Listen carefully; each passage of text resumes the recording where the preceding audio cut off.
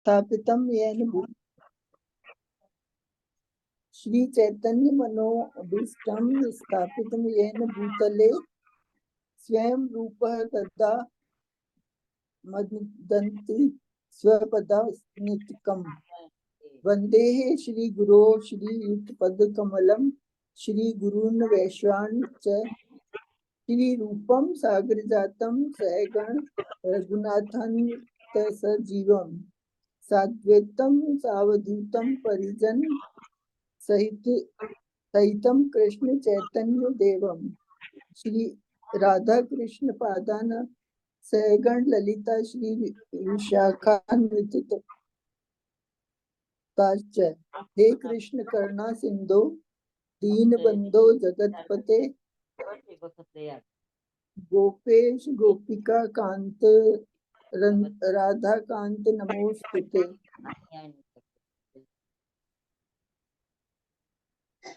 तप्त कांचन गौरांगी राधे वृंदावनेश्वरी वृषभानुसुते देवी प्रगणामि हरिप्रिये। वांछा कल्पतरु वत्स्यत कृपा सिंधुभ्य एवं च पतितानां पावनेभ्यो वैष्णवेभ्यो नमो नमः। श्री कृष्ण चैतन्य प्रभु नित्यानंद श्री अद्वैत गदाधर श्रीवासादि गौर भक्तवृंद हरे कृष्ण कृष्ण कृष्ण हरे हरे हरे राम राम राम हरे हरे हरे कृष्ण। नमः ओम विष्णुपादाय कृष्ण पृष्ठाय भूतले श्रीमते भक्ति वेदांत स्वामिनि इति नाम्ने नमस्ते सरस्वती देवे गौरवाणी प्रचारिणी निर्विशेष शून्यवादी पाश्चात्य देशतारिणी। Hare Krishna. Hare Krishna. Thank you so much Gauri माता जी, आपने बहुत अच्छे से जप किया और भागवतम प्रेज किया। Thank you. आपका बहुत बहुत धन्यवाद। यहाँ हरे कृष्णा। हरे ऑडियो आ रहा है क्या मेरा? प्रणाम माता जी। हाँ ऑडियो आ हरे कृष्ण माता जी, दंडवत प्रणाम। थोड़ा सा इंटरनेट का इशू है। ओके, तो आप सभी का मैं स्वागत करती हूँ आज के इस इस्कॉन अयोध्या के प्रातःकालीन जप सत्र में। अब हम पढ़ते हैं प्रभुपाद जी का कोट। आज का स्क्रीन विजिबल है जी माता जी। जी। आज है 27 अप्रैल। प्रभुपाद जी कहते हैं, श्री कृष्ण भगवान है किंतु उनके पास कोई कार्य नहीं है। वे केवल अपने मित्रों राधा रानी गोप और गोपियों के साथ आनंद लेते हैं। वे कभी नहीं सोचते कहाँ से व्यवस्था की जाए। हंसते हैं प्रभुपाद जी। उसके बाद, यह उनकी महानता है। वे गायों के साथ खेलते हैं और जब उन्हें कंस का वध करने के लिए बुलाया जाता है तो वे सब कुछ इतना इतना सब प्रेम एक क्षण में त्याग देते।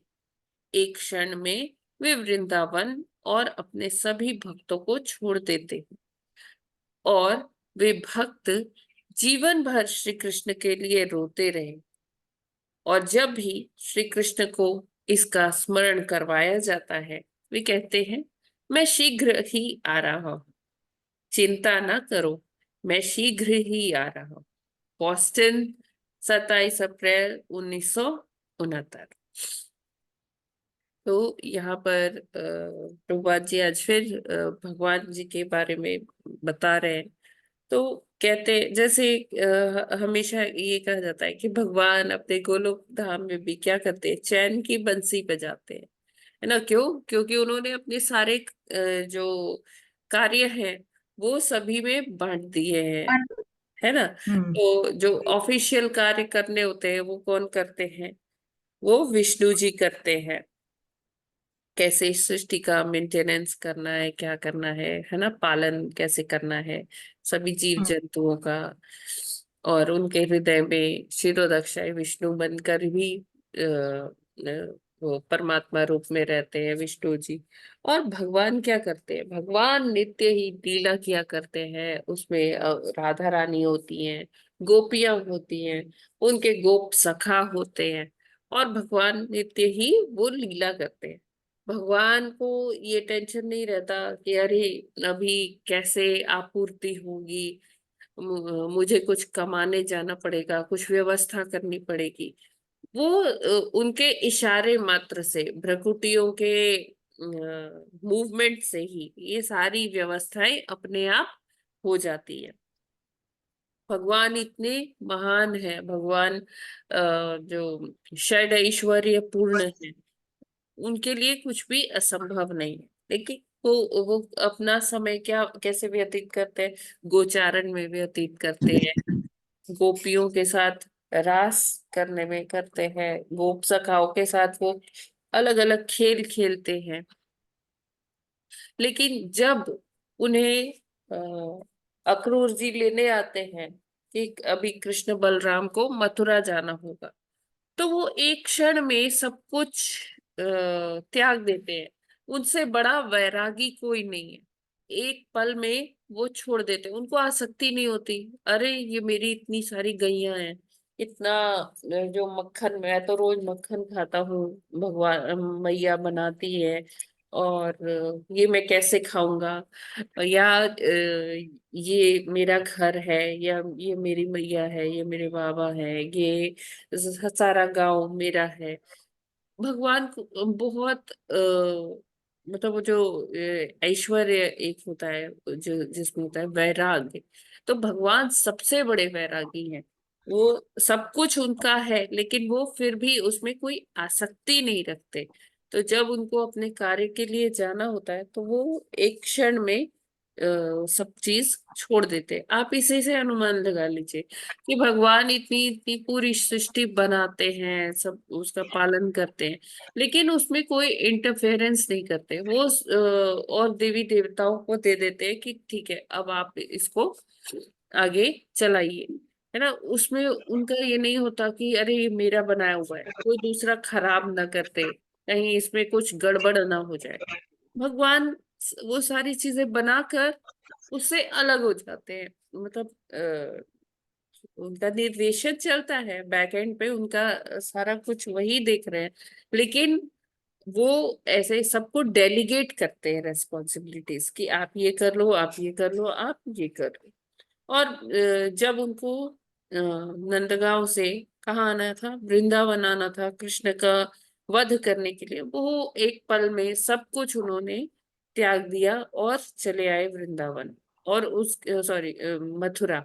और उसके बाद वो नहीं गए वृंदावन, वहाँ जो उनके भक्त थे, गोपियां थी, गोप सखा थे, वो उनका इंतजार करते रहे। और जब भी भगवान को ये स्मरण होता है कि हाँ वृंदावन जाना है, तो वो थोड़े से उनकी आंखों में नमी जरूर आ जाती है, वो दुखी जरूर हो जाते हैं वृंदावन का भाव याद करके। लेकिन वो ये भी कहते हैं कि हाँ मैं जल्दी आऊंगा, जल्दी आऊंगा, चिंता ना करो। लेकिन वो वहां नहीं गए, वो पहले मथुरा गए, मथुरा से फिर द्वारिका चले गए। तो उनको ये नहीं रहा, अरे मथुरा का इतना बड़ा राज्य है, इतना बढ़िया राज्य महल है, मैं क्या करूं, ये कैसे, क्या होगा इसका। भगवान एक क्षण में उन्होंने त्यागा और वहां से चल दिए। ठीक है। तो भगवान हमें सिखाते हैं कि हम जिन चीजों के लिए आसक्ति लिए बैठे हैं यहाँ भौतिक जगत में, वो तो टेम्परेरी है, और हमें उसमें इतनी आसक्ति नहीं करनी चाहिए। हमें एक ही चीज की आसक्ति करनी चाहिए, और वो है स्वयं भगवान। और अगर हमारी आसक्ति भगवान में हो गई, तो इसी आसक्ति से भौतिक चीजों के लिए हमारी जो आसक्ति है, वो अपने आप धीरे धीरे छूट जाएगी, उसमें से अपने आप विरक्ति हो जाएगी। जब भगवान से हमें आसक्ति हो गई, तो भौतिक चीजों से विरक्ति होना स्वाभाविक है। ये मतलब एक ही चीज में अलग अलग प्रक्रिया नहीं है, ये एक ही है। जैसे जैसे हमें भगवान में आसक्ति होगी, वैसे वैसे ही हमें भौतिक जो चीजें हैं, जो पदार्थ है, उससे अनासक्ति हो जाए। हरे कृष्णा। श्रील प्रभुपाद की जय। हरे कृष्णा। हरे कृष्ण माता जी, दंडवत प्रणाम। धन्यवाद। हरे कृष्णा माता जी, धन्यवाद प्रणाम। हरे कृष्णा। हरे कृष्ण माता जी। हाँ, मतलब ये है कि किसी चीज से इस भौतिक जगत में आसक्ति नहीं रखनी है, भगवान से आसक्ति रखनी है। यस। तो धीरे धीरे सब जो है, वो जो आसक्ति है अपने आप छूट जाएगी। जी जी जी। ठीक है माता जी। तो कल हमने 29th श्लोका तक किया कर था, लिया। पढ़ा था। आज हमें 30वां श्लोक करना है। तो तृतीय स्कंद छठा अध्याय उसका 30वां 30वां। श्लोक आज प्रारंभ करते हैं। यस माता। जी जी। 30वां श्लोक। मुखतो अवर्तत ब्रह्मा पुरुषस्य कुरुद्वः यस्तून्मुखत्वाद् वर्णानां मुख्यो अभूत् ब्राह्मणो गुरुः। हरे कृष्णा। हरे कृष्णा। मुखतो अवर्तत ब्रह्म पुरुषस्य कुरुद्वः यस्तुन्मुखत्वात् सर्णानां मुख्यो अभूद्ब्राह्मणो गुरुः। हरे कृष्णा। हरे कृष्णा। मुखतो वर्ततः ब्रह्मा पुरुषस्य कुरुद्वः यस्तुन्मुखत्वादूर्णानां मुखो भूद्व ब्रह्मणो गुरुः। हरे कृष्णा। सभी को नमः प्रणाम। हरे कृष्णा। मुक्तो अवर्तत ब्रह्म पुरुषस्य कुरुद्वः यस्तुन्मुखत्वाद् वर्णानां मुख्यो अभ्युदयनो गुरुः। हरे कृष्ण। हरे कृष्णा। हरे कृष्णा। मुक्तो अवर्तत ब्रह्म पुरुषस्य कुरुद्वः अस्तूनमुखत्वाद्वर्णाम मुख्यो यभूर्ध्वा हरेयो नो गुरु। हरे कृष्ण। मुखतो हरे कृष्णा। वर्तते ब्रह्म पुरुषस्य कुरुद्वः यस्तु मुखत्वात् दुर्गाणां मुख्य भद्राण्यो गुरुः। हरे कृष्णा। मुक्तो अवर्तत ब्रह्म पुरुषस्य कुरुद्वः यस्तुन्मुक्त्वाद्वर्णानां मुख्यो अभूद्राहरो गुरुः। हरे कृष्णा। हरे कृष्णा। मुखतो अवर्तत ब्रह्मा पुरुषस्य कुरुद्वः यस्तून्मुखत्वाद्वर्णानां मुख्यो अभ्युदयनो गुरुः। हरे कृष्ण माता जी, दंडवत प्रणाम। प्रभु जी दंडवत, सभी को दंडवत प्रणाम।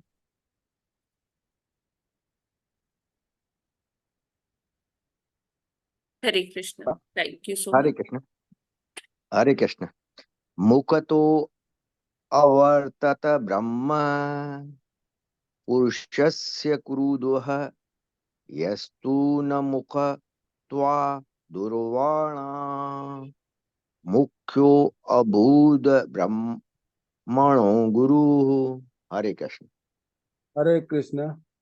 मुखतो वर्तत ब्रह्म पुरुषस्य कुरुद्वः यस्तु मुखत्वाद् गणनां मुख्यो बुद्रहरो ब्राह्मणो गुरु। हरे कृष्णा। हरे कृष्ण माता जी, सभी प्रभु जी माता जी को दंडवत प्रणाम। मुखतः अवर्तत ब्रह्मा पुरुषस्य कुरु उद्वः यः तु अन्मुखत्वात् वर्णाम मुखः अभूत ब्राह्मणः गुरुः। हरे कृष्ण माता ji. Hare Krishna. Thank you so much माता जी। प्रभु जी। शब्द अर्थ अनुवाद और तात्पर्य श्रील प्रभुपाद जी के द्वारा। श्रील प्रभुपाद जी की जय। मुखतः मुह से अवर्तत उत्पन्न हुआ ब्रह्म वैदिक ज्ञान पुरुषस्य विराट पुरुष का कुरु उद्व हे कुरुवंश के प्रधान यह जो तू के कारण मुक्तवात उन्मुख वर्णानाम समाज के वर्णों का मुख्य अभूत ऐसा हो गया ब्राह्मण कहलाया गुरु मान्य शिक्षक या गुरु। अनुवाद। हे कुरुवंश के प्रधान विराट अर्थात विश्व रूप के मुख से वैदिक ज्ञान प्रकट हुआ।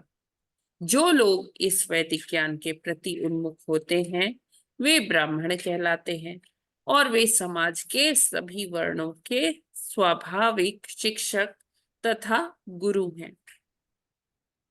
तात्पर्य।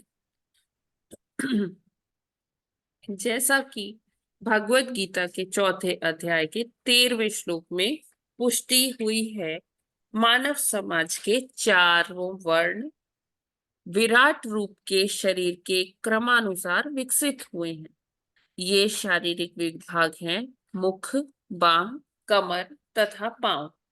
जो लोग मुख में स्थित है वे ब्राह्मण कहलाते हैं। जो बाहों में स्थित हैं वे क्षत्रिय कहलाते हैं। जो कमर में स्थित है वे वैश्य कहलाते हैं और जो पांवों में स्थित हैं वे शूद्र कहलाते हैं। हर व्यक्ति भगवान के विश्व रूप में उनके शरीर में स्थित है।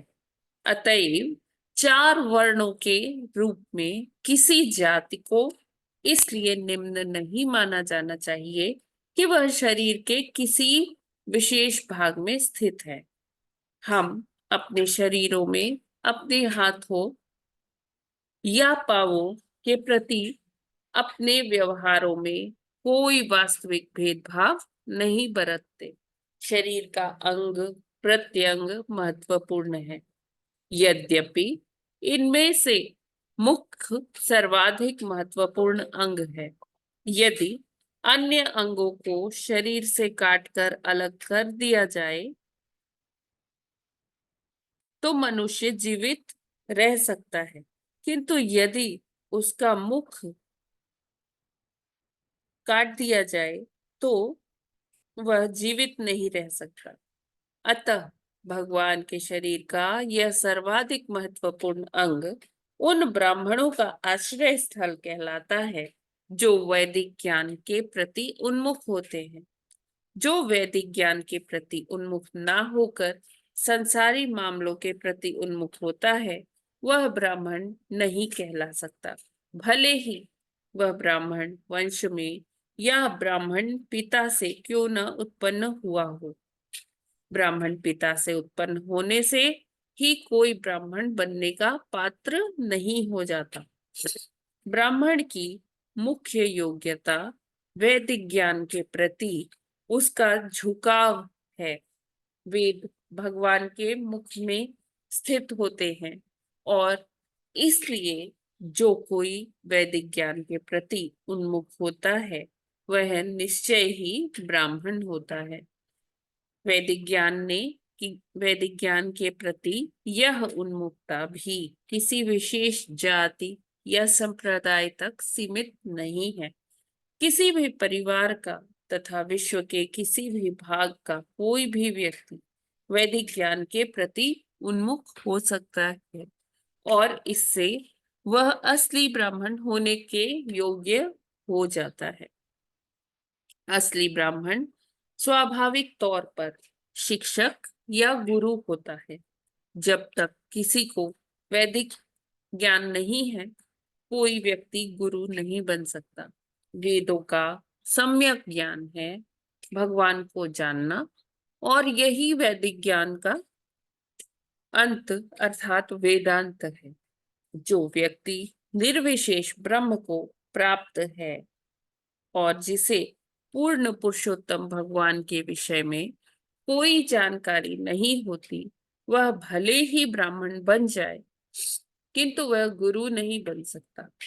पद्म पुराण में कहा गया है। षट्कर्म निपुणो विप्रो मंत्र तंत्र विशारदः अवैष्णवो गुरुर्न स्याद् वैष्णवः स्वपचो गुरुः। निर्विशेषवादी योग्य ब्राह्मण बन सकता है, किंतु वह तब तक गुरु नहीं बन सकता जब तक वैष्णव के पद को अथवा भगवत भक्त पद को प्राप्त नहीं होता। आधुनिक युग में वैदिक ज्ञान के परम अधिकारी श्री चैतन्य महाप्रभु ने कहा है कि बा विप्र की बा न्यासी शूद्र के निर्णय, यही कृष्ण तत्व वेता से ही गुरु है। कोई व्यक्ति ब्राह्मण, शूद्र या सन्यासी हो सकता है, किंतु यदि वह कृष्ण विज्ञान में निष्णात होता है तो वह गुरु होने के योग्य है। चैतन्य चरितामृत मध्य लीला 8.128। तब गुरु की योग्यता योग्य ब्राह्मण होना नहीं, अपितु कृष्ण विज्ञान में निष्णात होना है। जो कोई भी वैदिक ज्ञान में निष्णात है वह ब्राह्मण है, और केवल वही ब्राह्मण जो शुद्ध वैष्णव है तथा कृष्ण विज्ञान की सारी जटिलताओं को जानता है, गुरु बन सकता है। तो ये जो श्लोक है इसमें बताया गया है कि ब्राह्मण वर्सेस वैष्णव। ब्राह्मण कौन है, वैष्णव कौन है? तो जैसा हम जानते हैं कि हमारे यहाँ जो वर्णाश्रम है, जो सनातन का एक पिलर है वर्णाश्रम सिस्टम, तो वर्णाश्रम सिस्टम में जो 4 वर्ण आते हैं तो उसमें क्या है, ब्राह्मण बताया गया, ब्राह्मण, क्षत्रिय, वैश्य और शूद्र। ये 4 क्लासेस हैं, 4 वर्ण हैं जिसमें बांटा गया है समाज को उनके गुण और कर्म के आधार पर। तो जैसे कहा जाता है कि जो विराट पुरुष है, विराट रूप है भगवान का, उसी में से ये निकल के आते हैं, है ना। जो ये विराट पुरुष है, उनके मुख से ब्राह्मण का उद्भव होता है, उनकी बाहों से किसका होता है उद्भव, क्षत्रियों का, और उनकी कमर से किसका उद्भव होता है, वैश्यों का, और चरणों में शूद्र है। तो यहाँ पर हमें ये नहीं समझना चाहिए कि अरे शूद्र तो चरणों में है ना, तो ये सबसे निकृष्ट हो गए या ये सबसे निम्न कोटि के हो गए। हमें ऐसा कदापि नहीं समझना चाहिए, क्योंकि भगवान का कोई भी अंग निम्न या बहुत अधिक श्रेष्ठ, भगवान तो पूरे ही दिव्य हैं। अगर हम उनके चरणों से भी उद्भव हो रहा है ना किसी समाज का, तो वो उतने ही दिव्य है जितना कि और कोई जो बाहों से आ रहा है। लेकिन हाँ, भगवान ने ये बोला है कि मुझे ब्राह्मण प्रिय है। क्यों प्रिय है? क्योंकि वो जो उनकी प्रवृत्ति होती है वो क्या होती है कि वो क्या करते हैं, यज्ञ करते हैं, यजन याजन करते हैं और पठन पाठन करते हैं। यानी कि यज्ञ करते हैं और यज्ञ करवाते हैं, पढ़ते हैं और पढ़ाते हैं, दान एक्सेप्ट करते हैं और समाज को ये विद्या रूपी धन देते हैं। तो ये सारे, क्योंकि ये कार्य भगवान को बहुत पसंद है, प्रचार और प्रसार, तो इसलिए भगवान कहते हैं कि मुझे ब्राह्मण प्रिय है। क्योंकि ब्राह्मण अपनी चिंता किए बगैर कि मेरा जीवन यापन कैसे होगा, वो क्या करते हैं, वो समाज के लिए ये सारे कार्य करते हैं। तो इसलिए भगवान ने जगह मतलब ये कहा है कि मुझे ब्राह्मण सबसे ज्यादा प्रिय है। तो हम रोज बोलते हैं ना, नमो ब्राह्मण देवाय गो ब्राह्मण हिताय च, है ना।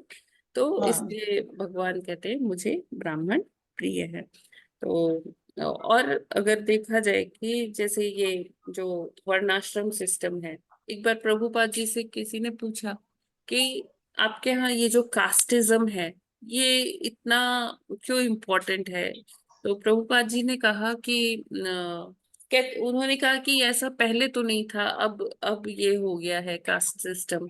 तो प्रभुपाद जी ने बहुत अच्छे से उनको रिफ्यूट किया, उनको उत्तर दिया कि ये जो वर्णाश्रम सिस्टम है हमारे यहाँ जब से सनातन धर्म है, इसका कोई हम गणना नहीं कर सकते कि कब से है, करोड़ों करोड़ों साल पुराना हमारा ये सनातन धर्म है। और जब से सनातन धर्म चल रहा है तब से ही वर्णाश्रम सिस्टम भी चल रहा है, और ये कोई कास्ट सिस्टम नहीं है। ये मनुष्य की प्रवृत्ति पे, उनके गुण और कर्म के आधार पर ये जो सिस्टम बनाया गया है, ये इसलिए बनाया गया है कि लोग जिस भी प्रवृत्ति के हो, ब्राह्मण प्रवृत्ति के, क्षत्रिय प्रवृत्ति के, वैश्य या शूद्र प्रवृत्ति के, जिस भी प्रवृत्ति में हो वो भगवत प्राप्ति कर पाए, वो जान पाए भगवान। तो इसमें कोई ऐसा नहीं है कि भेदभाव हो रहा है, कोई पक्षपात पूर्ण व्यवहार किया जा रहा है। ये तो समाज में धीरे धीरे जब आक्रांता आए और उन्होंने हमें अपना गुलाम बनाना चाहा, तो उन्होंने ये सारी चीजें उसमें डाल दी, लोगों में मतभेद उत्पन्न कर दिए, उनमें ऐसा पक्षपात कर दिया। तो वो चीज हमारे समाज की पहचान नहीं है। हाँ, समय के साथ साथ विकृति आ गई, लेकिन हमारे धर्म में ऐसी कोई विकृति नहीं है। ये तो सिस्टम इसलिए बनाया गया कि हर वर्ग अपने अपने कार्य को करते हुए भगवत प्राप्ति कर पाए। और ऐसा देखते हैं हम समय समय पर कि जैसे मानव समाज में जैसे जो ये ब्राह्मण क्लास है ना, ये ब्राह्मण क्लास क्या करती है, वो हर वर्ग को ज्ञान देती है, क्योंकि क्षत्रियों के पास एडमिनिस्ट्रेटिव जो होता है, मैनेजमेंट होता है, या वैश्यों के पास अपना व्यापार में वो लोग लगे रहते हैं, टाइम नहीं रहता है। शूद्र शूद्र लोग सर्विसेज प्रोवाइड करते हैं इन तीनों वर्णों को, तो उनके पास भी टाइम नहीं बचता है। तो हर वर्ग के उत्थान के लिए, कल्याण के लिए ब्राह्मण वर्ग आता है और वो उनको शिक्षा देता है, उनको भागवत सुनाते हैं, उनको भगवत गीता पढ़ाते हैं, रामायण पढ़ाते हैं, जिससे कि उनकी शुद्धिकरण और ये जब अपने कार्यों को करते हुए इस तरह से कथाएं सुनते हैं, भगवान की लीलाएं सुनते हैं, समझते हैं, शास्त्रों को समझते हैं, तो अपने कामों को करते हुए अपनी प्रवृत्ति के हिसाब से वो लोग भगवत प्राप्ति कर सकते हैं। तो ये हमारे समाज का एक ऐसा सिस्टम है, एक पिलर है हमारे धर्म का, जिससे हम लोग अपने जीवन की सर्वोच्च सिद्धि को प्राप्त कर सकते हैं। एक बार ऐसा दृष्टांत आता है, चैतन्य चरितमृत में उद्धृत है कि जो रघुनाथ दास गोस्वामी जी थे, उन्होंने उनके घर पे उनके पिताजी, उनके चाचा जी ने एक ब्राह्मणों की कॉन्फ्रेंस करवाई। उसमें दूर दूर से सारे ब्राह्मण आए, और वहां पर उन्होंने और किसको इनवाइट किया, हरिदास ठाकुर जी को, जो नामाचार्य हैं, जिनको उपाधि मिली है नामाचार्य की स्वयं चैतन्य महाप्रभु जी से। वो प्रतिदिन 3 लाख नाम का जप करते थे। तो नामाचार्य जी आए और हरिदास ठाकुर जी, तो वहां पर चर्चा ये चल रही थी कि कैसे समाज का उत्थान हो। कॉन्फ्रेंस का जो टॉपिक था, जो उसकी थीम थी, कैसे समाज का उत्थान हो। तो हरिदास ठाकुर ने अपने मत रखा, वहां व्यासासन पे बैठे थे हरिदास ठाकुर जी, उन्होंने अपना मत रखा कि ये जो हरि नाम है ये बहुत इम्पोर्टेंट है। तो वहां बैठे सभी ब्राह्मणों से उन्होंने क्रॉस क्वेश्चन किया कि आप बताइए कि हरि नाम क्यों करना चाहिए। तो किसी ने कहा कि हमें अपनी इच्छा पूर्ति के लिए हरि नाम करना चाहिए। किसी ब्राह्मण ने कहा कि हम जो दिन भर में अपराध करते हैं और ऐसे भौतिक चीजों में लग जाते हैं, उन कल्मशों को दूर करने के लिए हमें हरि नाम करना चाहिए। अपराध से मुक्त होने के लिए हरि नाम करना चाहिए। कोई कुछ कह रहा था, कोई कुछ कह रहा था। तो हरिदास ठाकुर जी ने कहा कि देखिए, जैसे सूरज निकलता है, जब सूर्योदय का समय होता है तो पूरा सूरज निकलता भी नहीं है, जरा सी सूर्य की किरणें भर आती हैं और तमस को एकदम दूर कर देती हैं, अंधकार को एकदम मिटा देती हैं। तो उसी तरह से ये हरि नाम है कि अगर हम अपराध में भी जप कर रहे हैं भगवान के पवित्र नामों का, तो वो हमें वो फलीभूत होता है, वो हमें कुछ ना कुछ वो जरूर लाभ देता है। अब जैसे हम सभी अभी हम यही कह सकते हैं, कल भी हमने डिस्कस किया था कि अभी हमारा स्टार्टिंग ही है, अभी हम उतने अच्छे से नहीं कर पा रहे, अभी नाम अपराध के स्टेज पर ही हैं। और लेकिन फिर भी हमें कुछ तो लाभ हो रहा होगा ना, कि आप सुबह सुबह हम सभी उठ जाते हैं और हमें एक तीव्रता होती है कि हाँ, किस तरह से हम अपनी माला करें, है ना। कुछ तो अनुभूति होती हो, कुछ खुशी तो मिलती होगी। तो वही हरिदास ठाकुर जी कहते हैं कि अगर नाम अपराध में भी किया जाए तो धीरे धीरे इच्छा पूर्ति उसी से हो जाती है। और जब नामाभास में धीरे धीरे से एक मनुष्य पदार्पण करता है, उस अवस्था में आता है, तो उसमें वो पोटेंसी होती है कि वो अपराधों से तो मुक्त हो ही जाएगा और उसको मतलब मोक्ष भी मिल सकता है। और अगर कोई शुद्ध नाम की स्थिति में आ जाता है, शुद्ध नाम ले पा रहा है, तो फिर उसको तो भगवान के चरणों में स्थान मिल जाता है, भगवान के चरणों में रति मिल जाती है, भगवत प्रेम की अनुभूति होती है। इतना पावरफुल है ये हरि नाम। तो ठीक उसी तरह सूर्य का उदाहरण देते हुए वो समझा रहे थे इस कॉन्फ्रेंस में सभी को। तो एक उसमें वहां ब्राह्मण बैठे थे, उनका नाम था गोपाल चक्रवर्ती। तो गोपाल चक्रवर्ती, उनको लगता है कि ये तो कुछ ज्यादा ही हो रहा है, हरि नाम से इतना थोड़ी ना मिल जाता है। तो उन्होंने कहा कि आप हरिदास ठाकुर जी, आप व्यास आसन पर बैठकर ये सब बोल रहे हो, आप इसकी पुष्टि कर सकते हो क्या, आप इसको सिद्ध करिए।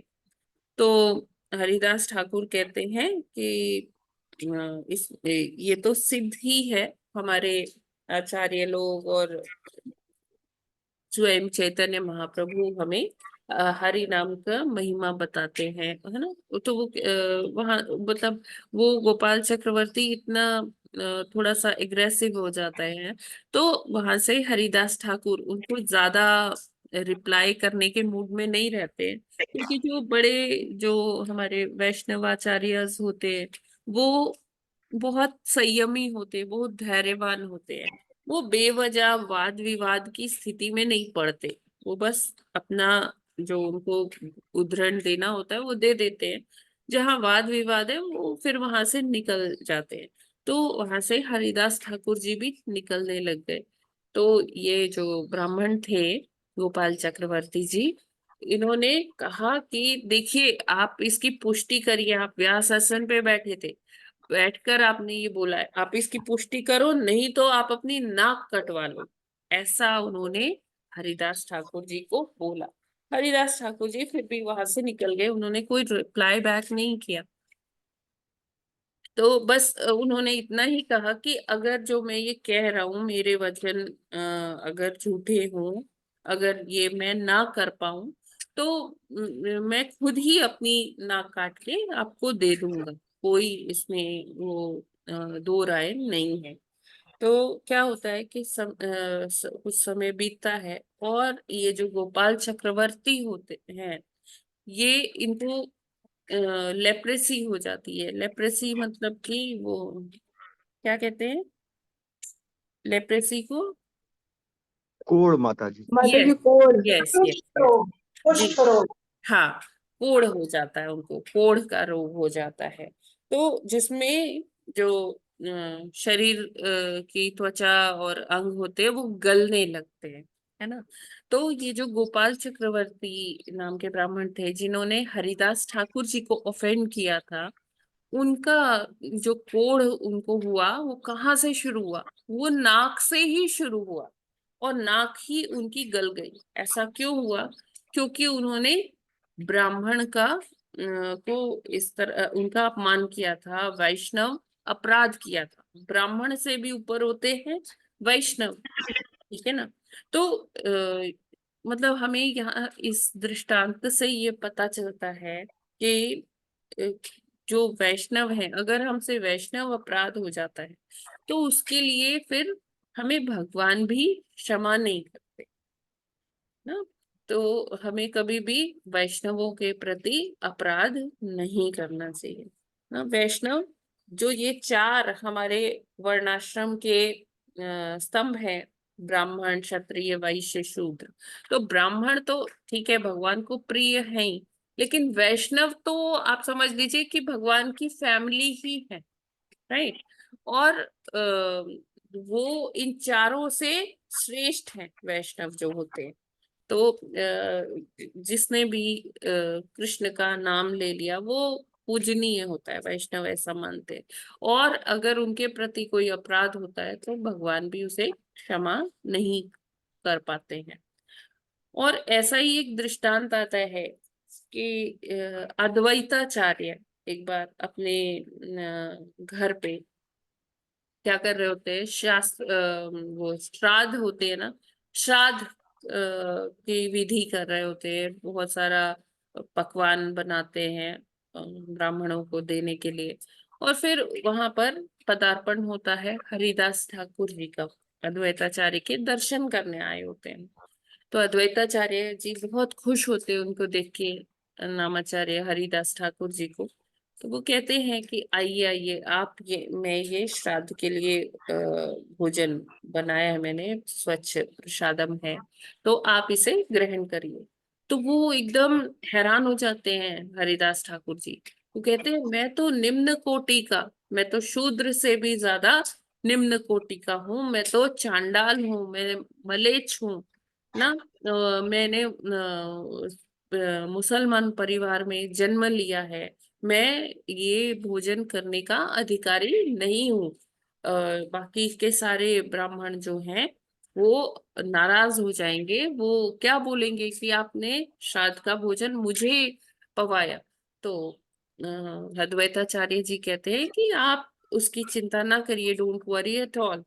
आप ये भोजन पाइए, और आप ये भोजन पाओगे तो सच में जो मेरे पितृ हैं, जो मेरे पूर्वज हैं, उनको शांति मिलेगी और वो ये श्राद्ध एक्सेप्ट कर पाएंगे। क्यों? क्योंकि आप तो जो जितने ये महान ब्राह्मण हैं, आप उनसे कहीं हटके, कहीं ऊपर है आपका लेवल। तो आप अगर ये प्रसाद पालोगे तो ये श्राद्ध मेरा सार्थक हो जाएगा। तो यहाँ भी हमें ये इस दृष्टांत से भी हमें ये सीखने को मिलता है कि वैष्णव जो है ब्राह्मण से ऊपर है। और सबसे बड़ी बात आगे इसमें प्रभुपाद जी बताते हैं कि गुरु कौन है। ब्राह्मण जो है, ब्राह्मण यज्ञ जानता है, यज्ञ की विधि जानता है, सब जानता है, कैसे उच्चारण करना है वो बहुत अच्छा हो सकता है जानता हो, सब कुछ वो कर सकता है ना। लेकिन अगर किसी को कृष्ण का विज्ञान उस ब्राह्मण को नहीं पता तो वो गुरु बनने के योग्य नहीं है। और उसी स्थान पर अगर किसी को ये सारा इतना इसमें पारंगत नहीं है, इन विधियों में, हवन इत्यादि की विधियों में उसको उच्चारण भी ठीक से नहीं आता है, लेकिन वो कृष्ण भावनामृत का विज्ञान जानता है, कृष्ण का तत्व जानता है, और वो लोगों को बताने में सक्षम है, तो ऐसा व्यक्ति वो गुरु बनने के योग्य है। बेशक वो किसी भी वर्ण से हो, चाहे वो ब्राह्मण हो, चाहे वो शूद्र हो, चाहे वैश्य हो, क्षत्रिय हो, कोई भी हो, जो कृष्ण तत्व को जानता है वो ही गुरु बनने का अधिकारी है ना। जैसे यहाँ पर एक प्यार आया है, ये कृष्ण तत्व वेता से ही गुरु है ना, अभी हमने पढ़ा था ना। किबा किबा विप्र किबा जी ये है विप्र ना किबा कि जी ये किबा विप्र किबा न्यासी शूद्र केने नए, यानी कि कोई चाहे शूद्र हो, चाहे ब्राह्मण हो, चाहे क्षत्रिय हो, है ना, उससे फर्क नहीं पड़ता है। क्या चीज इंपॉर्टेंट है कि वो कृष्ण तत्व वेता हो, यानी कि कृष्ण तत्व को जानता हो, कृष्ण तत्व में पारंगत हो, इस विज्ञान को दूसरों को समझा सकता है, तो वो ही गुरु बनने के योग्य है, वो ही गुरु बनने का अधिकारी है। क्योंकि अगर हम कृष्ण को का प्रचार प्रसार करते हैं तो हम एक जैसे खोए हुए बच्चे को उसके माता पिता से मिलाने का काम कर रहे हैं, तो भगवान इससे बहुत प्रसन्न होते हैं, और ऐसा व्यक्ति ब्राह्मण से भी ऊपर होता है। अब आप देखिए जो वैष्णव है, वैष्णव को हम कह सकते हैं वो ऑलराउंडर है। कैसे? वो ब्राह्मणों वाला काम तो करते ही हैं, है ना, यजन याजन भी करते हैं, पठन पाठन भी करते हैं, और उनका सारा लाइफ ऐसे ही निकलता है। लेकिन वो साथ में क्षत्रियों वाला कार्य भी करते हैं, क्षत्रियों वाला कार्य मैनेजमेंट भी देखते हैं वैष्णव। आप देखिए सीनियर वैष्णव जो हैं वो पूरा पूरा मंदिर का मैनेजमेंट कैसे, उनकी पीआरओ टीम कैसे वर्क करेगी, मीडिया मैनेजमेंट करते हैं, वो सारा कुछ देखते हैं, है ना। और फिर वैश्य की तरह से भी कार्य करते हैं, फंड रेजिंग का काम करते हैं मंदिर के कार्यों के लिए, है ना। जो प्रसाद खिलाना है तो वो कैसे खिलाएंगे जब तक फंड रेजिंग नहीं होगा, या टेम्पल बनवाना है, या टेम्पल का मेंटेनेंस है, भगवान जी के सुंदर पोशाकें बनवानी है, भगवान का भोग लगाना है रोज का रोज, वैष्णवों की सेवा करनी है। तो इन सब चीजों के लिए अर्थ तो चाहिए ना, तो वो कैसे होगा जब तक फंड रेजिंग नहीं होगी। तो वैष्णव उसमें भी पारंगत होते हैं फंड रेजिंग में, और वैष्णव सेवा तो करते ही करते हैं, तो वो शूद्र शूद्र का भी पात्र निभाते हैं।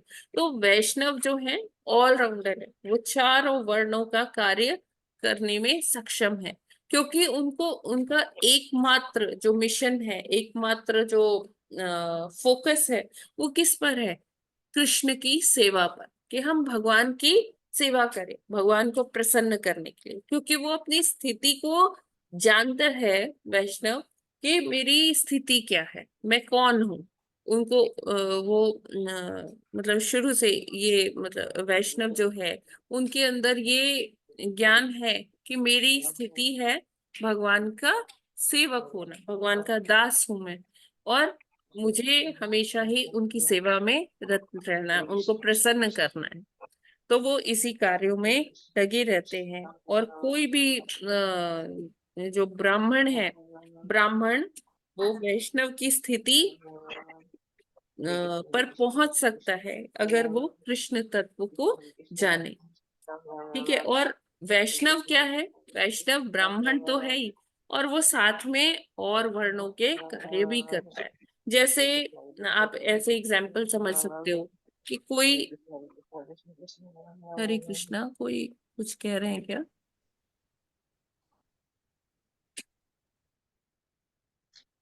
लगता है जाप कर रही है माता जी को। जी जी जी। तो जैसे हम इस उदाहरण से समझ सकते हैं कि जैसे कोई लॉयर है ना, क्वालिफाइड लॉयर है, वो जज बन सकता है, वो चीफ जस्टिस बन सकता है ना। जो चीफ जस्टिस है वो ऑलरेडी क्वालिफाइड लॉयर है, तभी वो इस स्थिति पे पहुंचा है।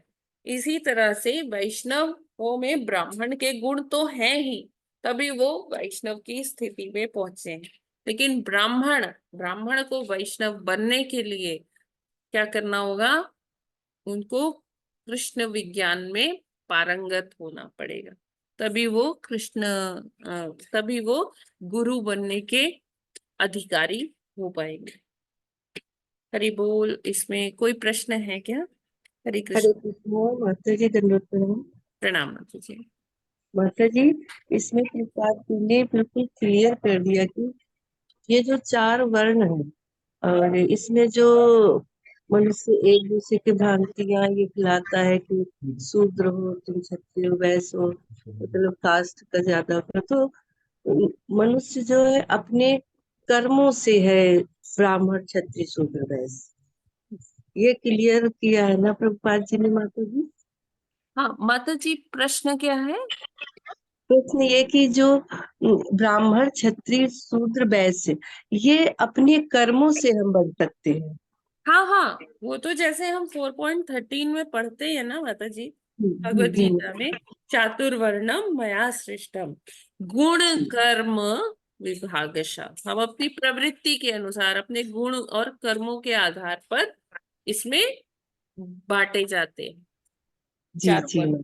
जी मतलब कि माता जी बहुत लोग हैं कि जाति का विशेष वो करते, तो इसमें क्लियर कहा है कि जो कृष्ण भावना भाई, जो कृष्ण तत्व को जानता है और जो वो वैष्णव है, वो गुरु बन सकता है और उसमें कोई भी जी जी जाति जी, का यस माता जी, हाँ बिल्कुल।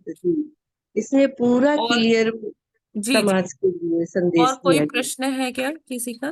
नहीं माता जी, सारा तत्व यही है, चाहे वो किसी भी वर्ण का हो, चाहे इस वर्ण से बाहर का हो, जैसे हरिदास ठाकुर जी, जी लेकिन वो कृष्ण विज्ञान में अगर पारंपरिक है तो वही ब्राह्मण है, वही गुरु है, वही आचार्य है, वही सब है। यह आवश्यक है इस चीज के लिए जी कि जी कृष्ण विज्ञान को जी जानता जी हो। जी, वर्ण का इससे कोई संबंध नहीं है, यस क्योंकि जी। वर्ण हाँ माता जी। हरे कृष्णा, जय श्री राधे कृष्णा माता जी। हरे कृष्णा माता जी। हाँ, ये टॉपिक सुन के एक चीज मेरे दिमाग में आई, please correct me if I am wrong. Okay. तो माता जी, कृष्ण कान्हा जी जो थे पहले, तो उनके पास बाबा नंद बाबा थे, हाँ तो वो गौचारण करते थे, तो वो हो गए एग्जैक्ट, वैश्य, हाँ जी बिल्कुल। है ना माता जी। हाँ और कान्हा जी जब द्वारिका में आए, क्योंकि वो द्वारिकाधीश बने, फिर वो क्षत्रिय हो गए।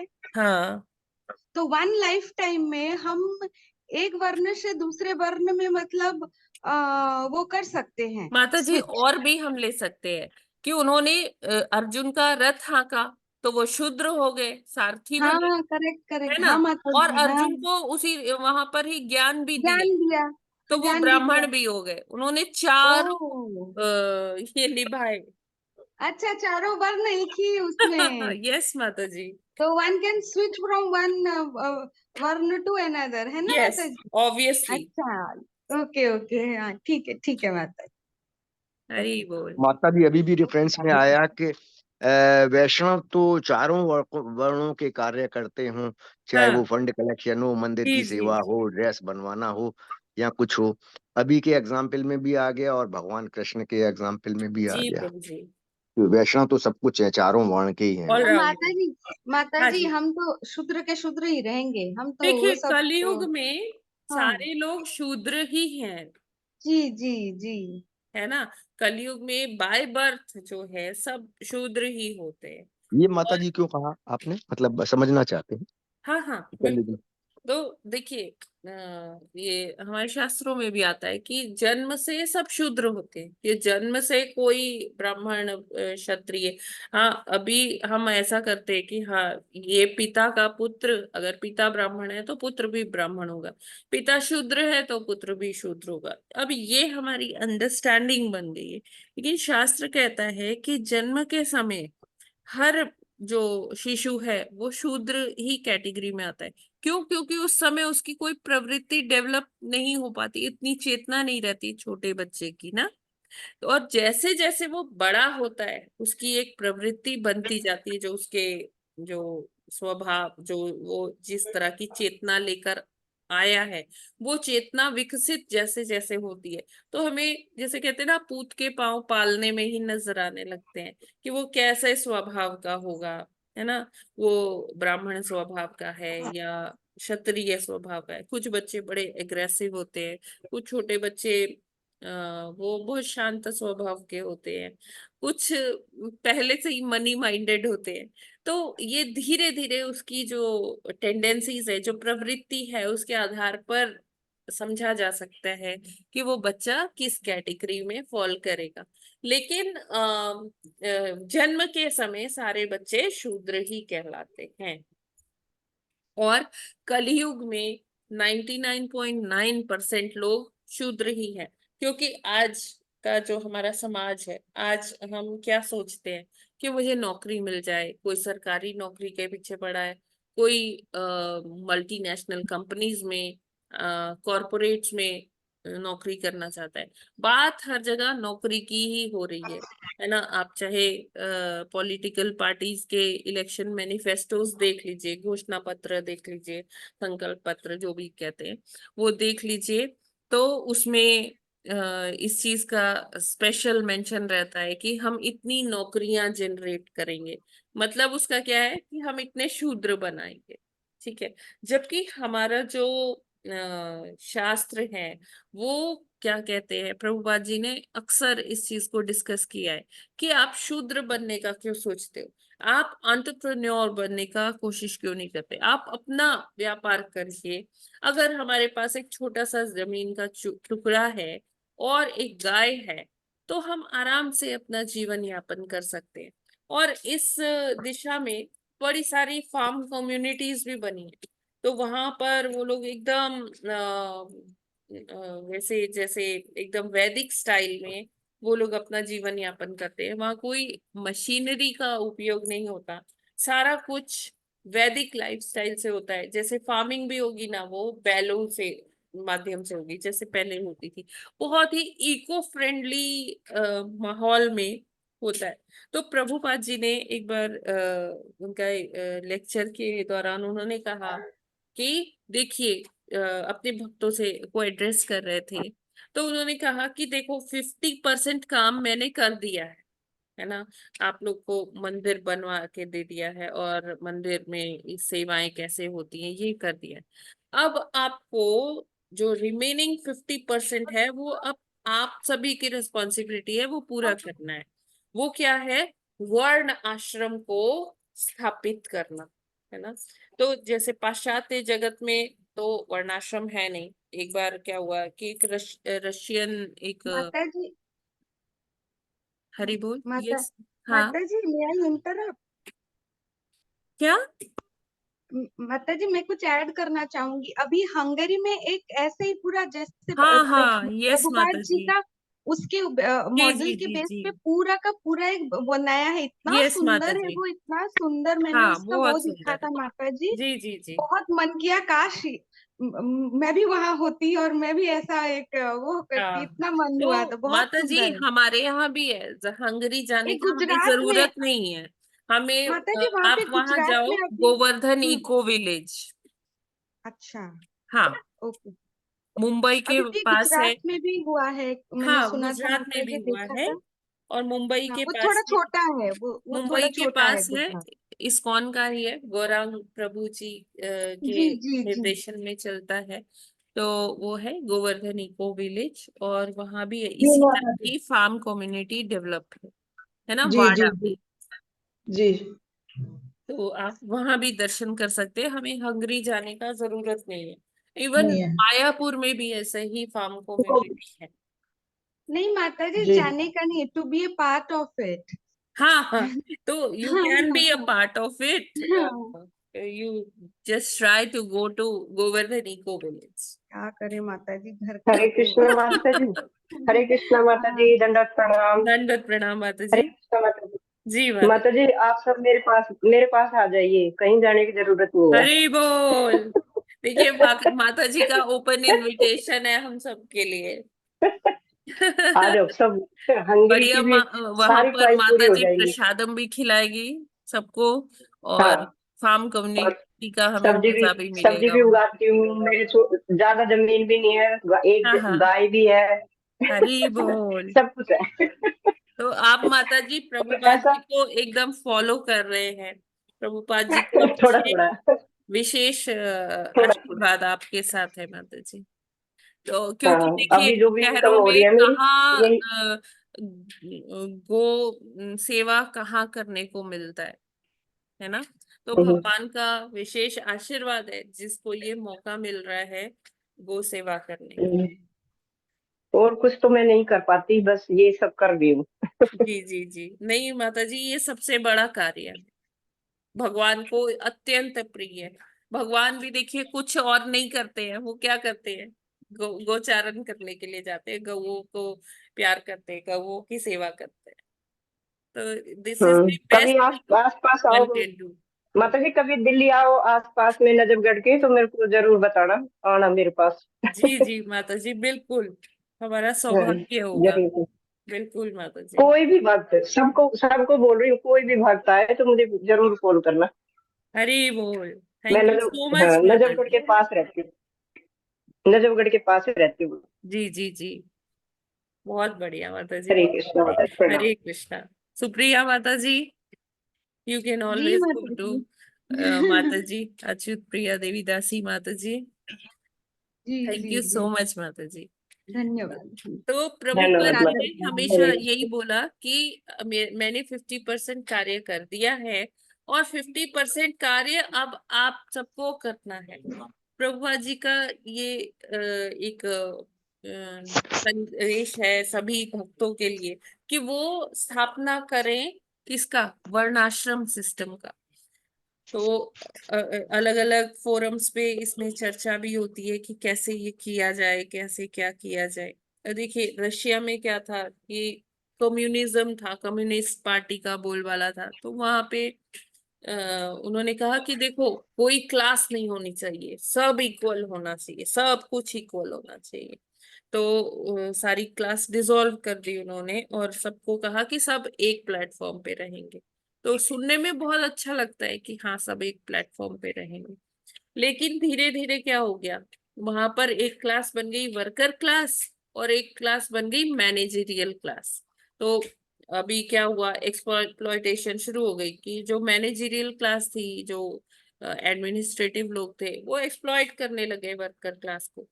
तो एक वहां के समाज शास्त्री थे, उनका नाम क्या था, डॉक्टर फुटोस्की। हाँ, डॉक्टर फुटोस्की। तो उन्होंने प्रभुपाद जी को बोला कि देखो आपके यहाँ तो इतना डिवाइड है, इतना अलग ये है, पहले नहीं था, अभी आप लोगों ने ऐसा कर दिया। तो प्रभुपाद जी ने कहा कि आपने भी तो सब डिसॉल्व कर दिया था, लेकिन फिर भी आपके पास दो क्लासेस तो बच गई।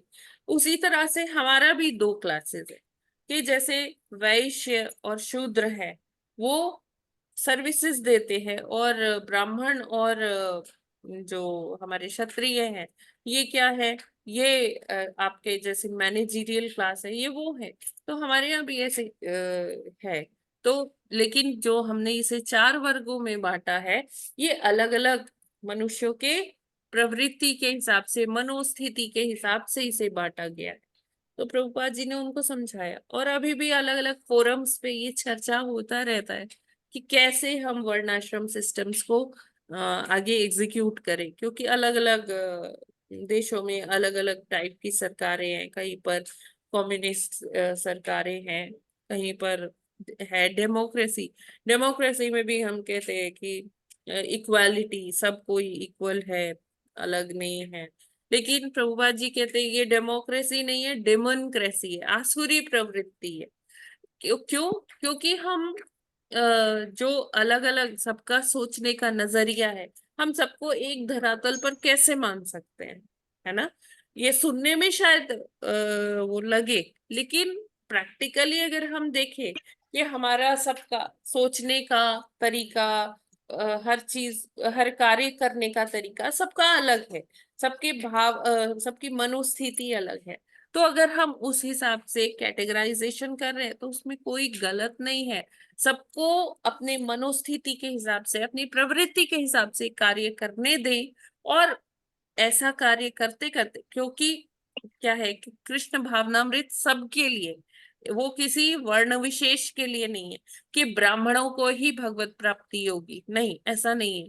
हमारे जो शास्त्र हैं वो कहते हैं कि अगर शूद्र भी अगर कृष्ण का प्रचार कर रहा है, भगवान के पवित्र नामों का प्रचार कर रहा है, उनकी लीलाएं बता रहे हैं, कथा सुना रहे हैं, तो शूद्र भी क्या है, वो वैष्णव है। तो इसलिए हमें यहाँ पक्षपात को ना देखकर ये सोचना चाहिए, ये अपने मन में लाना चाहिए कि ये जो वर्णाश्रम सिस्टम है ये गुण और कर्म के आधार पर है, और इसी से हर वर्ण को अपने अपने तरीके से कार्य करते हुए, कर्म करते हुए भगवत प्राप्ति हो सकती है, हो जाएगी। हरे कृष्णा। कोई और प्रश्न या टिप्पणी? हरे कृष्ण माता जी। हरे कृष्णा। जैसे वेद का अर्थ है ज्ञान, और मतलब ज्ञान मीन से भगवान को जानना। हाँ तो जी। यहाँ पर जैसे बताया है कि इसको वेदांत भी कहते हैं ना, हाँ वेद को हाँ वेदांत भी कहते हैं, क्योंकि वेदों का अंत का मतलब यही है कि हमने ईश्वर को जान लिया, तो वेद का हमको हाँ, पूर्ण रूप से पता लगे, पार यही है पा ना लिया। वेद का। हाँ हाँ, ठीक है माता जी, वेद मीन्स वेदांत, जी, ठीक है। जी जी। ठीक है। तो हरे फिर कृष्ण माता जी। यस प्रभु ये जी। तो समझ में आ गया हाँ कि वर्णाश्रम जो है जो पक्षपात न करके जैसे गुण और कर्म के अनुसार होना चाहिए, हाँ और जी। ये इस्टेब्लिश करना है। जी मतलब इसके अंदर जो ध्येय लेकर चलते हैं। जी लेकिन प्रभु। ये क्वेश्चन का रिप्लाई जो है अनसॉल्व ही रह गया कि कैसे? जन्म से सब शूद्र शूद्र होते हैं, क्योंकि उस समय जन्म के समय किसी में कोई चेतना नहीं होती। नहीं, जैसे चेतना जैसे बड़ा होती है, नहीं चेतना नहीं, ऐसी नहीं चेतना होती नहीं ये होती नहीं तो कह क्या सकते, बनना है चेतना तो। विकसित नहीं होती है। हाँ तो माता जी, वो चेतना जब विकसित नहीं होती है तो वो ब्राह्मण भी है, वैश्य भी है, शूद्र भी है और क्षत्रिय भी नहीं है। नहीं नहीं नहीं शूद्र प्रभु क्यों जी, हुआ वो? ब्राह्मणों की चेतना एक नेक्स्ट लेवल पे होती है।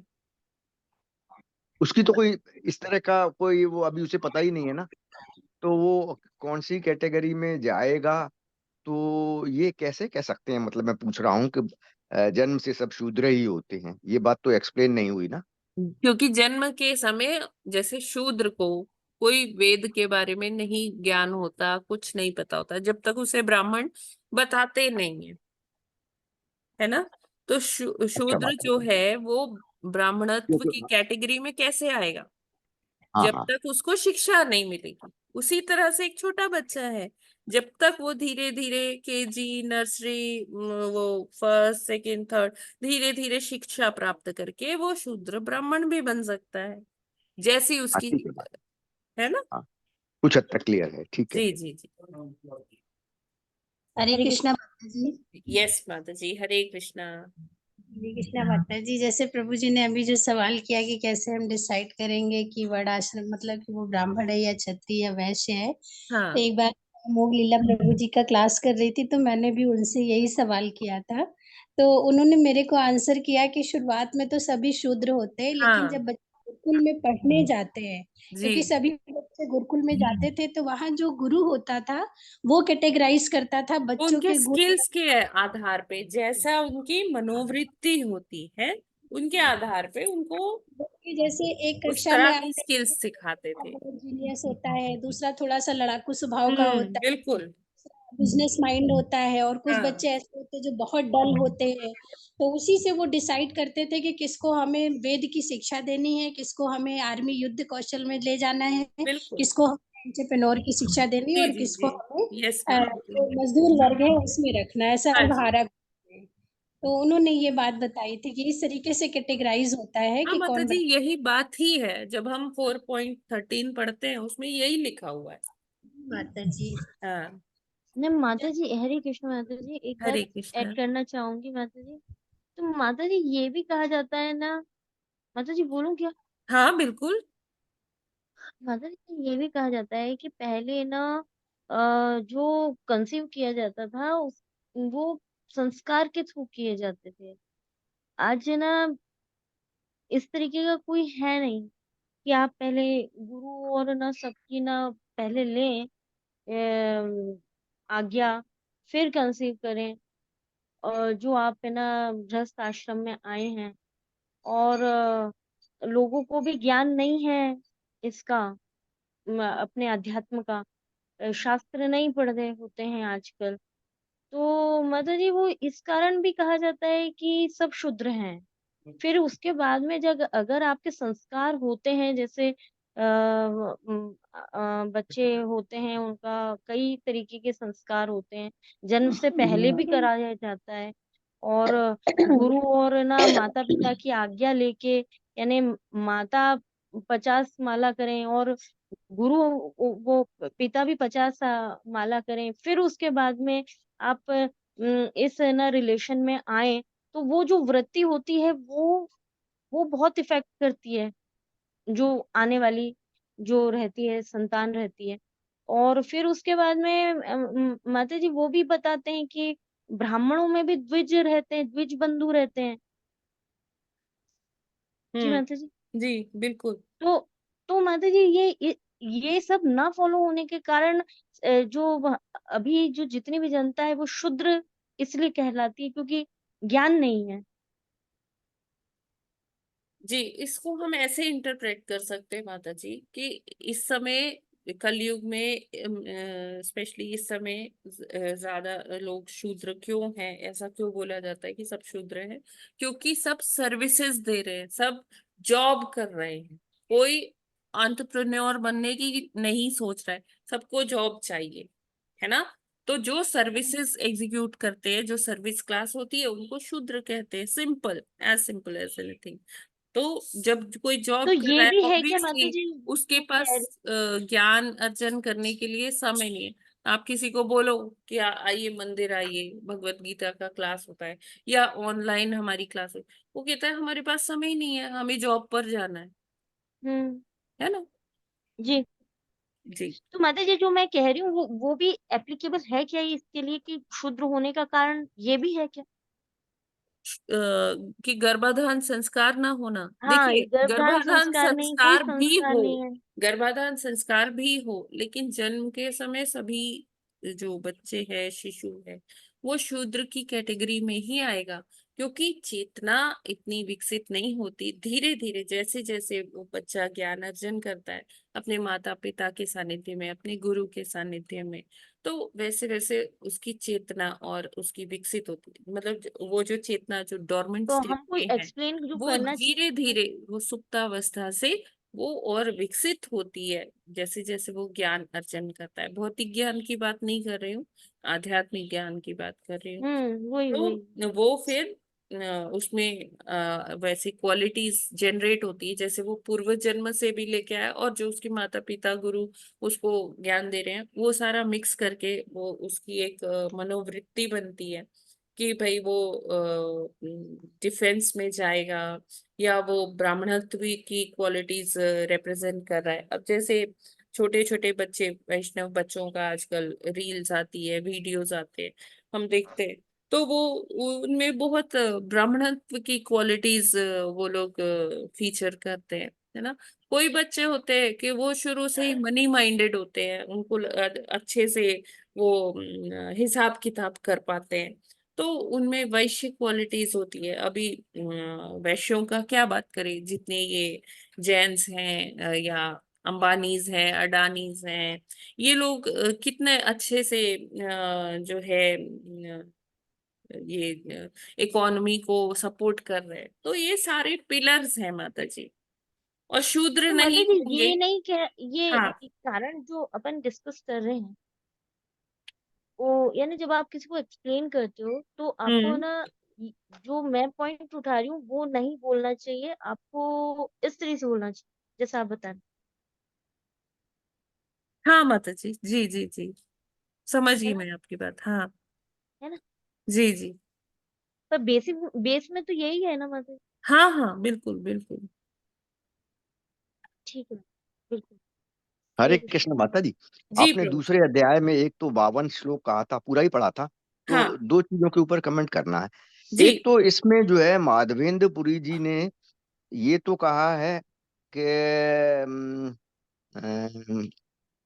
कि उन्होंने कहा है कि श्री कृष्ण की भक्ति में लगने की बात कही है कि मैं कुलवंशी कंस के हित श्री कृष्ण का स्मरण करता रहता हाँ और मेरे लिए यही पर्याप्त है मुक्ति के लिए।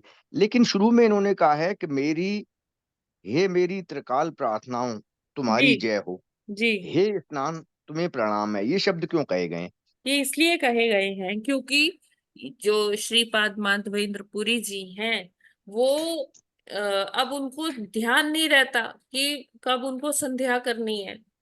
3 संध्याएं होती हैं, तो जो ब्राह्मण लोग होते हैं ना वो 3 संध्याओं का पालन करते हैं। एक सुबह की संध्या, जब हम भोर में, जब संध्या मतलब जब 2 बेलाएं मिलती हैं, जैसे दिन रात, और फिर अपराह्न काल, और फिर सायंकाल, फिर ठीक है। सायंकाल और रात्रि। तो ये जब हाँ माता जी। तीनों संध्याएं मिलती है तो उसमें हमें भगवान का नाम लेना चाहिए, है ना। तो हाँ माता जी। अब श्रीपाद माधवेंद्र पुरी जी को ये ध्यान ही नहीं रहता कि कब संध्या काल हुआ, कब रात्रि आ गई, कब अपराह्न हुआ। ना उनको अपने खाने पीने का ध्यान रहता है। वो उनका सारा जो फोकस है वो केवल भगवत भक्ति पर ही है। भगवान से उनका संबंध इतना प्रगाढ़ हो गया है, तो उनको इस चीज का ध्यान नहीं रहता। ना उनको ध्यान रहता है कि कब स्नान करना है, कब क्या करना है। तो वो हमेशा भगवान में ही लीन रहते हैं। इसलिए वो प्रार्थना कर रहे हैं कि अब तुम्हें प्रणाम है, अब प्रणाम है मैं तो ये विधियों का पालन नहीं कर सकता नहीं क्योंकि कर मैं, पाऊंगा, मेरी सिर्फ रति कृष्ण नाम लूंगा। भगवान में हो गई है। हाँ माता जी, मतलब कृष्ण स्मरण ही करूंगा। मैं भूल जाऊंगा तो कोई बात नहीं है, त्रिकाल प्रार्थनाओं को या स्नान को भी भूल जाऊं तो कोई हाँ बात नहीं, इसलिए हाँ प्रणाम किया है। हाँ ठीक है, इसलिए देव पितृगणों को भी किया, ये तो अच्छा है। लेकिन इस अध्याय में लास्ट पेज बड़ा सुंदर है, इसकी 2 लाइनें, जी इसलिए मैं उसको पढ़ के बता रहा हूँ। इसमें प्रभुपाद जी ने लिखा है, जी इसी इसमें लिखा है कि इसी जीवन में कृष्ण भावनामृत की प्राप्ति हम्म तत्काल ब्रह्म प्राप्ति जैसी है। ये बड़ा हाँ अच्छा है। हम्म और जो कृष्ण भावनामृत में स्थित होता है, ये उससे भी अच्छा है। वह निश्चित रूप से पहले ही भगवत धाम में प्रवेश कर चुका होता है। इसी जन्म की बात की है माता जी, कि हम्म मतलब इतना सब शुभ हो जाता है। जी ब्रह्म और भौतिक पदार्थ एक दूसरे के विपरीत हैं। अतः ब्राह्मणी स्थिति का अर्थ है भौतिक कार्यों के पद में न हो। जी तो ये बड़ी अच्छी चीज लगी कि जो कृष्ण भावना की प्राप्ति तत्काल ब्रह्म प्राप्ति जैसी है, मतलब इसी जन्म में। यस प्रभु जी। तो वही बहुत प्रभु जी ब्यूटीफुल वर्ड है। पाद जी से एक भक्त ने पूछा था कि हम भगवत प्राप्ति कितने टाइम में कर सकते हैं। हाँ माता जी, प्रभुपाद जी पूछा ने था, बस आता है। कुछ सोचा थोड़ी देर, उन्होंने कहा just 1 minute, it will take only 1 minute to.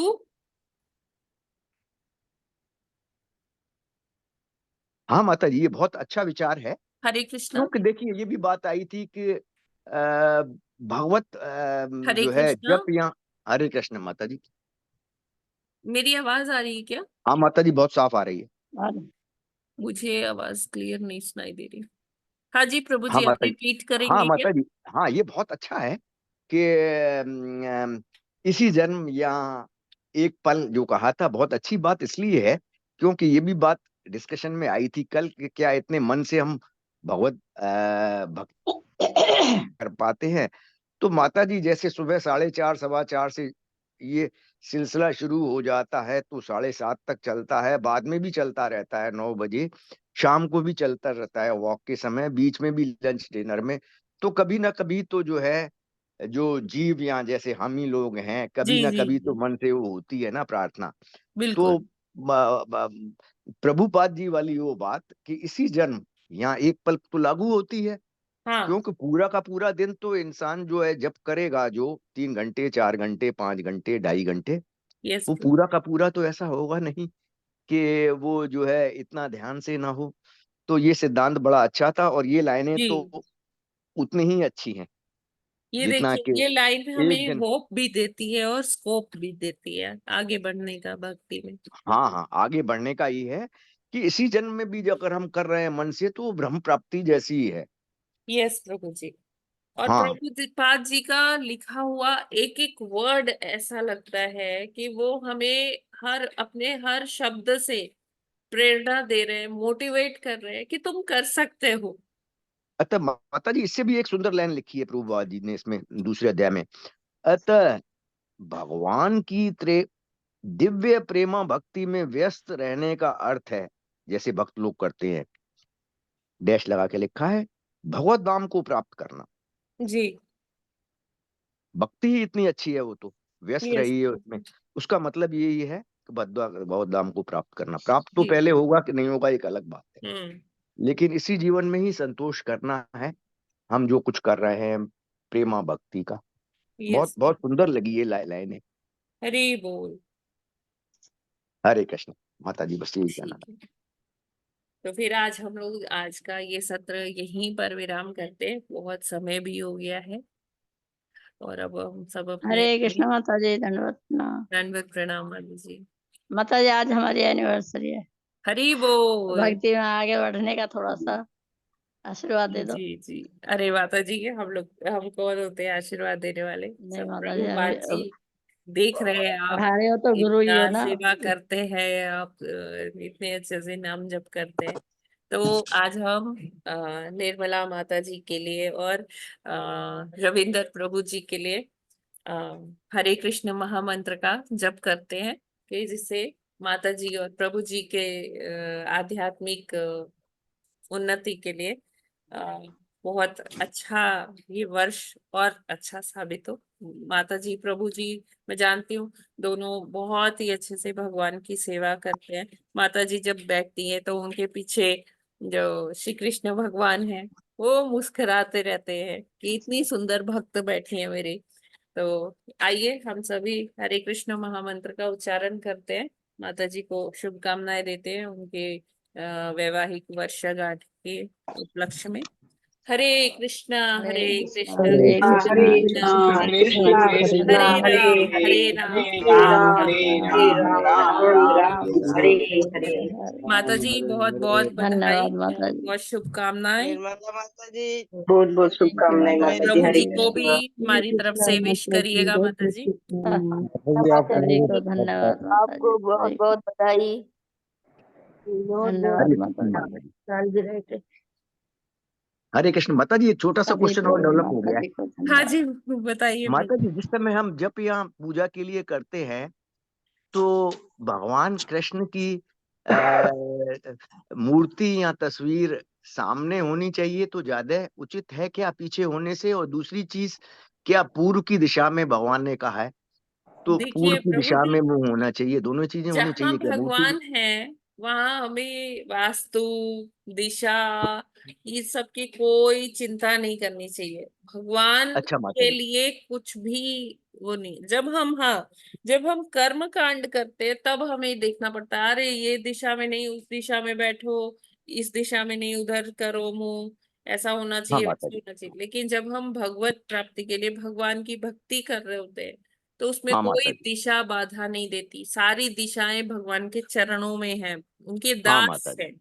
तो हमें कोई फिक्र नहीं करनी हाँ चाहिए। माता जी, आज आज बहुत अच्छी जो है बात क्लियर हो गई कि जब भक्ति में इन्वॉल्व हैं तो भगवान प्राप्ति के लिए तो फिर इन चीजों को छोड़ सकते हैं कि पूर्व दिशा में हमारा मुंह है। वैसे गीता में आया है माता जी एक जगह कि पूर्व दिशा में मुंह करके जो सुबह नहीं, जो है वो एक सिद्धांत है प्रभु जी, लेकिन अच्छा। अब मान लीजिए किसी के पास ऐसा नहीं है तो वो कर सकते हैं, कोई हाँ प्रॉब्लम नहीं है।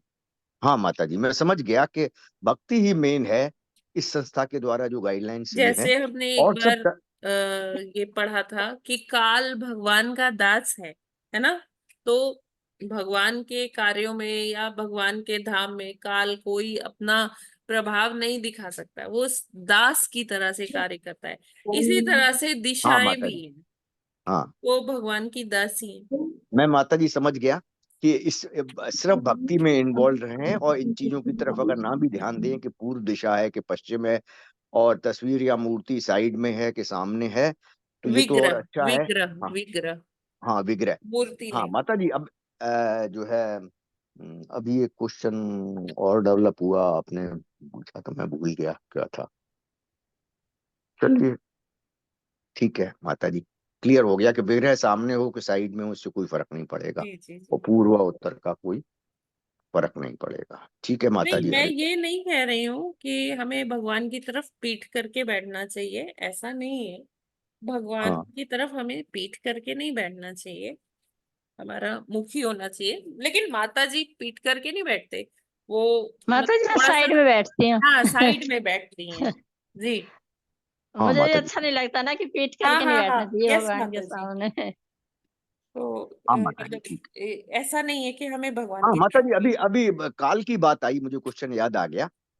तो काल ये भी आया है कि दास है भगवान का, और काल और ऐसा भी आया है कि भगवान विष्णु ही काल हैं, भागवतम में आया है। हाँ जी, बिल्कुल बिल्कुल। उसी चैप्टर में ही आया है कि विराट रूप वाला हम चैप्टर विष्णु है ना काल में, प्रभु जी उसमें। और रिप्रेजेंटेटिव आया कि भगवान काल जो है भगवान का प्रतिनिधि है। दोनों ही एक एक अध्याय में आए हैं, हाँ जी एक ही बात है ना। जी जी। देखिए, जब भगवान ऐसे कह रहे हैं कि देखो पेड़ों में मैं पीपल हूँ, मतलब हाँ भगवान जी बताना चाह रहे हैं कि जो हर चीज में श्रेष्ठतम है ना, हाँ उसमें आप मेरा दर्शन कर सकते हो। अब हाँ, इसका भगवान मतलब एक्चुअली ये पीपल हुआ। नहीं बन गए, हाँ है हाँ ना। या हाँ जब माता जी। भगवान कहते हैं कि कि नदियों में मैं ये हूँ, हाँ हाँ माता है जी। ना, हर चीज में, तो भगवान वो चीज बनने ही गए। हाँ भगवान माता जी। हमें समझाने का कोशिश कर रहे हैं कि देखो मैं इस चीज में मैं ये हूँ, मतलब भगवान श्रेष्ठ है सबसे। माता जी मैं समझ गया, जैसे गीता हाँ में भी जगह जगह लिखा है कि सूर्य और चंद्रमा मेरी आंखें, वो समझाने के लिए है। हाँ जी और पूजा अर्चना भगवान की ही करनी है, ऐसा नहीं है कि उन्होंने कहा कि ये मेरी आंखें हैं और ये मेरा शरीर है और नदियां तो मैं ये हूँ, तो हम सबको छोड़ के उसी में लग जाएं कि ये भी भगवान है, ऐसा नहीं करना है। ये सारा समझाने के लिए, मेन भक्ति तो परम पुरुषोत्तम भगवान की ही है, और वो सारे समझाने के तरीके हैं। ठीक है माता जी, जी क्लियर है। हरे हरे कृष्णा कृष्ण। माता जी। जी माता जी जी मतलब पहले बताते हैं, मैंने पता नहीं पढ़ा था, पता नहीं कहीं सुना था कि भाई बहुत दिन हो गए कि भाई जो पहले ना मतलब पीपल के नीचे ही बैठ के जो ऋषि मुनि होते थे ना, वो बैठते थे ज्यादा अपना पूजा करने के लिए।